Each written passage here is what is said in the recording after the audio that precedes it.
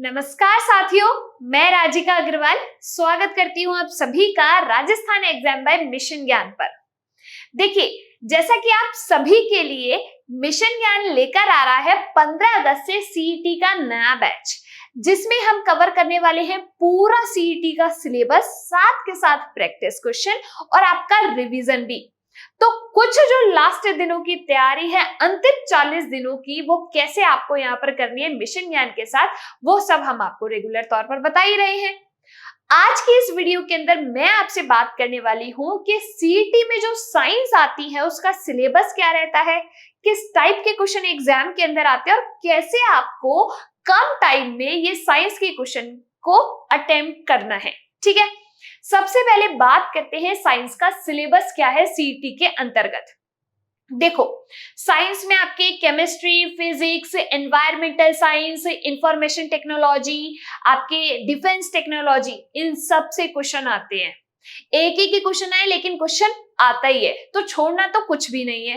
अब बात करते हैं कि सबसे पहले इंफॉर्मेटिव टेक्नोलॉजी और साथ के साथ डिफेंस टेक्नोलॉजी की, इससे क्वेश्चन आपके बनते हैं करंट के। पिछली बार भी इसरो का एक क्वेश्चन यहाँ पर आपके आया था, तो यहाँ पर आपको ज्यादा ध्यान देना है जो करंट में कोई भी चीज हो रही है उसके बारे में। ठीक है, उससे क्वेश्चन ज्यादा बनते हैं। अगला बात करते हैं फिजिक्स का, एक यहाँ पर टॉपिक है कौन कौन से, विद्युत धारा, ऊष्मा, कार्य, ऊर्जा। इसका भी एक क्वेश्चन पिछली बार एग्जाम के अंदर आया था, उसमें पूछा था प्रतिरोध के बारे में। तो अगर विद्युत ऊर्जा पढ़ रहे हो ना, तो प्रतिरोध तो पढ़ ही रहे हो। उस प्रतिरोध में भी दो प्रकार के हम देखते हैं, श्रेणी क्रम संयोजन देखते हैं प्रतिरोधकों का, और समांतर या पार्श्व क्रम संयोजन देखते हैं। तो यहाँ पर एक क्वेश्चन प्रतिरोध का ही आया था। तो आपको फिजिक्स के अंदर ये फॉर्मूले और उनकी यूनिट ये याद रखनी है मुख्य तौर पर, क्योंकि आपके न्यूमेरिकल आएगा, बहुत छोटा सा न्यूमेरिकल आता है, आप फॉर्मूले में उन वैल्यूज को पुट करो और आराम से उसका आंसर लगा के आ सकते हो। तो यहाँ पर क्या याद रखना है, फॉर्मूले, यूनिट। अगला टॉपिक है आहार, पोषण, रक्त समूह, आरएच कारक की। अगर मान लीजिए यहाँ से हो सकता है विटामिन का कोई क्वेश्चन आपसे पूछ लिया जाए, हो सकता है कोई रक्त समूह का क्वेश्चन आपके यहाँ से आ जाए। अब पिछली बार यही से ही इस बायोलॉजी के अंदर से ही एक अंतःस्रावी तंत्र का क्वेश्चन आया था कि ऐसी कौन सी ग्रंथि है जब एक बच्चा बड़ा होता है तो वो उसमें छोटी होती जाती है, डीजनरेट हो जाती है। तो यहाँ पर इसी आहार, पोषण, रक्त समूह और इन्हीं के अंदर ही आपको कुछ तंत्र भी पढ़ने हैं, जैसे कि पाचन तंत्र हो गया, श्वसन तंत्र हो गया, अंतःस्रावी, तंत्रिका तंत्र, इनसे क्वेश्चन आपके एग्जाम के अंदर बनते हैं, है ना। अब बात करते हैं स्वास्थ्य देखभाल, संक्रामक, असंक्रामक, पशुजन्य रोग की। तो इसमें जीवाणु जनित, विषाणु जनित, प्रोटोजोआ जनित, ये सारे रोग पढ़ने पड़ते हैं। कैसे पढ़ेंगे, सिर्फ आपको छोटी छोटी ट्रिक्स दी जाएंगी, उन ट्रिक को याद करना है, उससे सारी डिजीज आपको यहाँ पर याद हो जाएगी। पिछली बार एक क्वेश्चन आया था जीवाणु का, क्वेश्चन था कि कौमा आकार के जो जीवाणु होते हैं वो किस श्रेणी के अंतर्गत आते हैं। तो इस टाइप के छोटे क्वेश्चन आपके यहाँ से बनते हैं।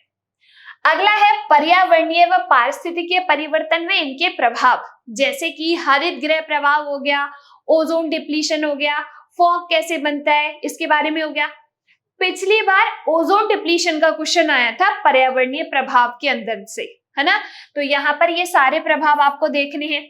इसके बाद जैव विविधता, बायोडायवर्सिटी, प्राकृतिक संसाधन का संरक्षण व संधारणीय विकास। तो यहां से भी आपके पिछली बार क्वेश्चन बना था। जैव विविधता से आपके क्वेश्चन ज्यादा पूछे जाते हैं डायवर्सिटी से, तो डायवर्सिटी को आपको अच्छे से पढ़ना है ना।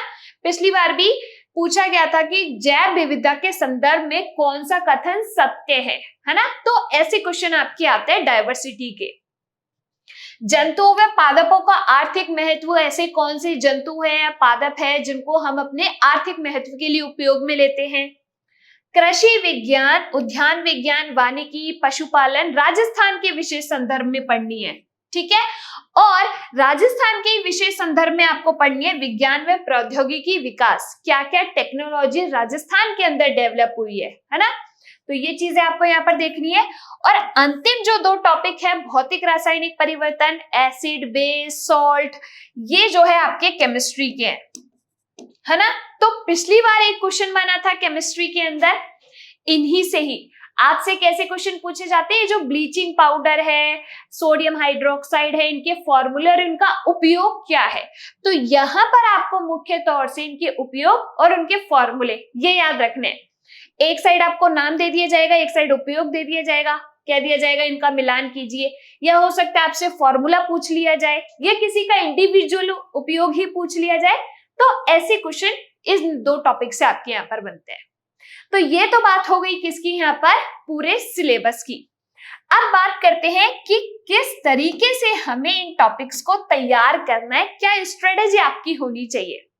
देखो, हमें पता है 15 अगस्त से हमारी ये जो क्लासेस है सीईटी की वो स्टार्ट हो रही है राजस्थान एग्जाम बाय मिशन ज्ञान पर, और आपका एग्जाम है सितंबर के अंदर। तो थोड़े ही दिन बचे हैं, लेकिन घबराना नहीं है।